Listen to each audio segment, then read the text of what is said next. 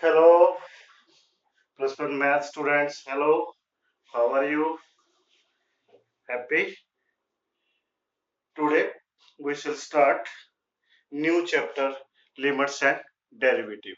It is 13th chapter of NCERT. First of all, meaning of limits. Limits का क्या अर्थ?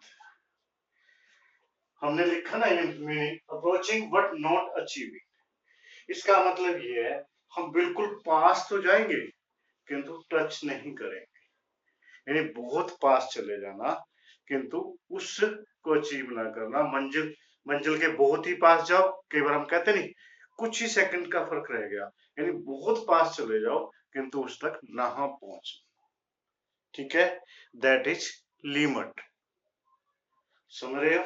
इसका कुछ examples से आपको समझ आएगा भी लिमिट्स क्या होती है। यानी बिल्कुल एग्जैक्टली नहीं पहुंचना उस स्थान पे किंतु कुछ मतलब ये कह लो इतना कम, यानी बाल जितनी डिस्टेंस रह जाए। समझ आ गई? जैसे यहां पर है, हमने एक फंक्शन ली f of x x square minus 9 upon x minus 3। Clear है? अगर आप यहाँ 3 पुट कर देते हैं तो ये 0.0 में कन्वर्ट हो जाएगी, विच इज मीनिंगलेस। ठीक है, किंतु ये तो पॉसिबल है ना, 3 के पास वाले पॉइंट्स पुट करके इसकी वैल्यूज निकाल लें। ठीक है, हम 3 नहीं पुट करेंगे किंतु 3 की पास वाले रियल वैल्यूज तो पुट कर सकते हैं ना। जैसे हमने x एक टेबल बनाई, ये इसमें x लिखा, इसमें x की वैल्यू हमने 2.99 लिखी। जब इसमें रखते हैं तो f ऑफ x हमें मिलता है 5.99। इसी प्रकार 2.4 टाइम्स 9 रख के जब इसमें पुट करते हैं 5.4 टाइम्स 9 आ जाता है। जब हम 2.5 टाइम्स 9 इसमें पुट करते हैं तो हमारे पास 5.5 टाइम्स 9 आ जाता है। किंतु जब हम 3 पुट करेंगे 3 अपॉन 0.0 ही आता है। इसी प्रकार ये तो 3 के यानी इस साइड से यानी लेफ्ट से राइट की तरफ, यानी लेफ्ट से 3 के पास जा रहे थे हम। ये जो पॉइंट है लेफ्ट से 3 की तरफ जा रहे थे। अब राइट से 3 की तरफ पहले हमने 3.001 पुट किया तो हमारे पास 6.001 आ गया। फिर हमने x के स्थान में 3.001 पुट किया तो 6.001 आ गया। फिर हमने 3.4 टाइम्स 01 आया तो 6.4 टाइम्स 1 आ गया। तो ये उसके पास यानी बिल्कुल पास पहुंच गए, तभी हमने लिखा है अप्रोचिंग बट नॉट अचीविंग। इसका मतलब ही यही है, जैसे जैसे x 3 के पास जाता है x टेंड्स टू 3 माइनस, यानी इसका मतलब लेफ्ट साइड। जब हम लिखते हैं x टेंड्स टू 3 प्लस, इसका मतलब ये है अभी जब बोलते तो x टेंड्स टू 3 है, 3 माइनस लेफ्ट साइड से x 3 के तरफ अप्रोच कर रहा है, x 3 की तरफ बढ़ रहा है किंतु 3 के इक्वल नहीं आता। 3 के ऊपर यानी उसको कोइंसिडेंट नहीं करता, उसके ऊपर रहते हैं बिल्कुल पास। इसी प्रकार इस तरफ से जब 3 प्लस लिखता है तो राइट साइड से 3 के पास आना, तो इससे लिमिट बनती है left hand limit, right hand limit, left hand limit, right hand limit. x times to 3 minus, इसका मतलब लेफ्ट की तरफ से, इसको बोलते हैं लेफ्ट हैंड लिमिट। ठीक है, तब जब लेफ्ट हैंड लिमिट को मिलता है f of x tends to 6, यानी 6 के वेरी वेरी क्लोज। इसी प्रकार right side LIM limit x तो f ऑफ x की वैल्यू लगभग 6 के नियर ही आ जाती है, इक्वल टू 6 लिख सकते हो। इसी प्रकार x tends to 3 plus x approaching to 3, तो f ऑफ x जब राइट साइड से करते हैं तो राइट साइड से 3 की तरफ आते हैं तो हमारे पास 6 आता है, इसको बोलते हैं राइट हैंड लिमिट।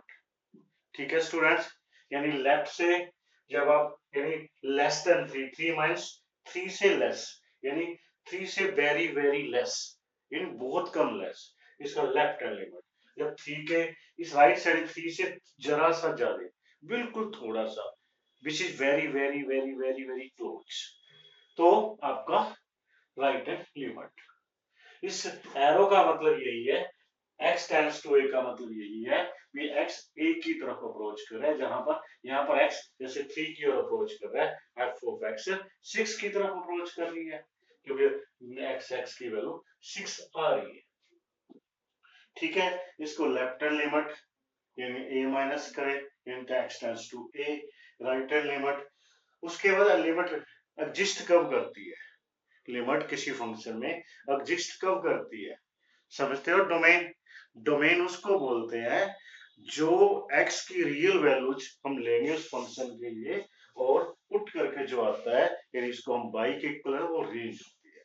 जैसे जैसे x की वैल्यू पुट करते हैं, f ऑफ x की वैल्यू आती रहती है, यानी पुट करने पर जो वैल्यू है, तीनों वैल्यू सेम हो, लिमिट एग्जिस्ट करेगी। अगर left hand right hand limit जब हम प्राप्त करते हैं, सोल्व करते हैं, कुछ एग्जांपल से क्लियर हो जाएगा। अगर 40-30% भी क्लियर होगा तो बहुत, कुछ एग्जांपल से क्लियर होगा। ठीक है, जब ये दोनों लेफ्ट साइड की लिमिट भी और राइट साइड की लिमिट बराबर होती है, तब हम एग्जिस्ट करते हैं। उसके बाद कंटिन्यूअस आता है, यदि कंटिन्यूअस आपकी बुक में नहीं है, किंतु फिर भी मैं थोड़ा सा बताता हूँ। कंटिन्यूअस तब होता है जब left hand limit right hand limit और उस फंक्शन की वैल्यू इक्वल आ जाए, यानी जैसे यहाँ पर 6 के नियरली आ रहे हैं, यानी 6। अब हम इसको सोल्व कर सकते हैं, आप ये भी कहते हो सर, आप सोल्व कर ही सकते थे इसको, 0.0 फॉर्म से चेंज कर ही सकते, तो पहले क्यों नहीं किया? पहले भी कर सकते थे, किंतु यहाँ पर आपको लिमिट समझानी थी। ठीक है, कैसे कर सकते हैं? देखो, x के -9 को आप x प्लस 3 x माइनस 3 लिख सकते हैं, तो x माइनस 3 उससे कट जाएगा, तो x प्लस 3, और जो भी वैल्यू पुट करोगे, यानी x की वैल्यू 3 पुट करोगे तो 6 आ जाएगा। कि तो आपका वही परफेक्ट क्वेश्चन तो पहले ही आ गया। ये सिर्फ लिमिट बता रही है, एग्जैक्ट नहीं है, एग्जैक्ट 6 नहीं आएगा। क्यों नहीं आएगा? अगर थोड़ा सा मैथ में ध्यान रखो, x माइनस 3 हम कैंसिल कर ही नहीं सकते, क्योंकि अगर x की वैल्यू 3 होगी, 3 माइनस 3 0 होता है, और 0 से अगर किसी को डिवाइड करो क्या आता है? इन्फिनिटी नहीं आता। तो ये सिर्फ लिमिट है, नहीं उस मतलब मैक्सिमम वहां तक जाएगी, किंतु वो उसके इक्वल नहीं होगी, तभी हमने इसका नाम दिया अप्रोचिंग बट नॉट अचीविंग। अब उसके उस मंजिल के करीब तो जाओगे, किंतु उस मंजिल को गेन नहीं करोगे, उस मंजिल को ऑब्टेन नहीं करोगे। समझे? कई बार कहते हो ना आप लोग, किनारे तक पहुंच गया फिर भी मैं प्यासा रह गया, वो स्थिति है, दैट इज लिमिट। इसको कुछ हम एग्जांपल्स करेंगे। अब अलजेब्रा ऑफ लिमिट सोचोगे क्या होगा? अगर दो फंक्शन है, दोनों की अलग अलग लिमिट होगी, तो इक्वल टू हो जाएगा। माइनस है तो माइनस, दोनों फंक्शन की अलग अलग लिमिट फाइंड कीजिए। डिवीजन है तो दोनों लिमिट की, दोनों फंक्शन की, मल्टीप्लाई में भी दोनों, यानी अलजेब्रा सेम ही है जैसे हम मल्टीप्लाई वगैरह करते हैं। अब हम कुछ एग्जांपल्स लेंगे आपकी एनसीईआरटी बुक के, उससे आपको लिमिट के बारे में और ज्यादा क्लियर हो जाएगा। ठीक है, हम हर बार left and right hand limit नहीं करते, जब पूछा जाता है कि limit here limit is exist या नॉट एग्जिस्ट, अदरवाइज हम लिमिट की वैल्यूज ही निकालते हैं। वो बहुत इजी है, कोई प्रॉब्लम नहीं है, आसानी से आपको समझ आएगा, टेंशन लेने की कोई जरूरत नहीं है। This chapter is also very very easy.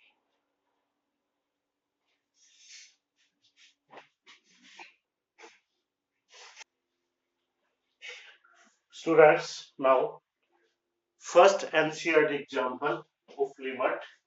First example, it has three parts. First is limit x tends to 1, x cube minus x square plus 1. कुछ नहीं है, इजी है। It is direct substitution method. इसमें हमें x tends to 1 लिख है, 1 x के स्थान पे पुट करेंगे और सिंप्लीफाई करेंगे, और कुछ नहीं है, नथिंग। इसी प्रकार यहाँ पर x टेंड्स टू 3 है, ठीक है, यहाँ पर भी डायरेक्ट वैल्यूज पुट करोगे x के स्थान पे और अपनी वैल्यूज प्राप्त करोगे। इसी प्रकार थर्ड पार्ट में limit x tends to -1, x के स्थान पे -1 रखोगे, 1 ये ऐसे कट जाएंगे, ये कट जाएंगे, ये फिर ऐसे 1 की 4 एंड 1 आ जाएगा। यानी ये डायरेक्ट सब्स्टिट्यूशन मेथड है जिसमें आप x जो लिमिट है उसको डायरेक्ट पुट करके उसकी वैल्यूज प्राप्त करोगे। ठीक है ना, समझ आ गया होगा? ओके।